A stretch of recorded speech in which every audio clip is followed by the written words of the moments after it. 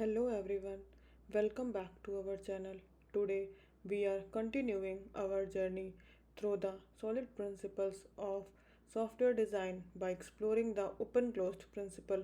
This principle is essential for writing code that is both flexible and maintainable. So, are you ready to level up your coding skills? Let's dive in. So, what is the open closed principle? The open closed principle or OCP states that software entities like classes, modules, and functions should be open for extension but closed for modification. This means you should be able to add new features or behaviors to your system without changing existing code. Let's understand this with an analogy. Imagine you are decorating your room and you have decided to hang some artwork on the walls. You want the freedom to add new pictures whenever you like without having to rearrange all the furnitures every time. You set up your room so that adding new decorations is easy without changing the entire setup. Just like in your room, you can add new decorations without moving furniture around. In programming, you can add new features without altering the existing code using OCP.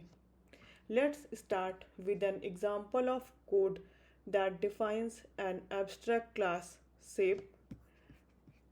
Circle, rectangle, and triangle are classes implementing the shape interface with their specific properties. The print area function takes a shape object as input and uses type checking is to determine the specific shape type. Depending on the shape type, it calculates the area using the relevant formula.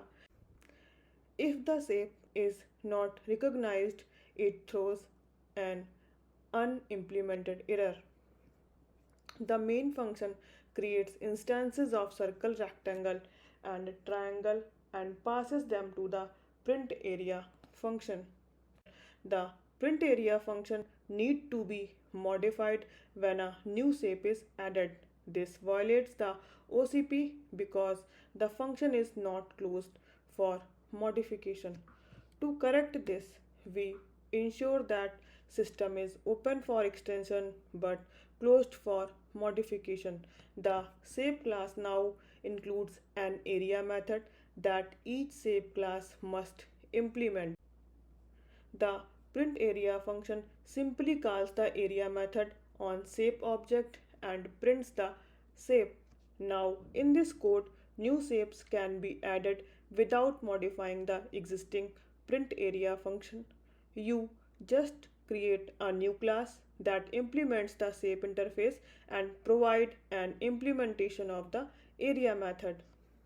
Now, let's talk about how OCP helps flexibility, and easier maintenance. By following the open closed principle, your code becomes more flexible and easier to maintain. You can add new features without altering the existing code. Minimal risk of bugs. Since existing code is not changed, there is less risk of introducing new bugs. Your program remains stable and reliable. Better organization and separation of concerns. The open closed principle encourages better organization and separation of concerns in your code base. That's a wrap on the open closed principle. By adhering to OCP, you can write code that is more adaptable to changes and easier to extend without risking existing functionality. If you enjoyed this video, please give it a thumbs up and subscribe to our channel for more tips on software design principles and coding best practices. Drop a comment below if you have any questions or topic you would like us to cover next. See you in next video. Thanks for watching.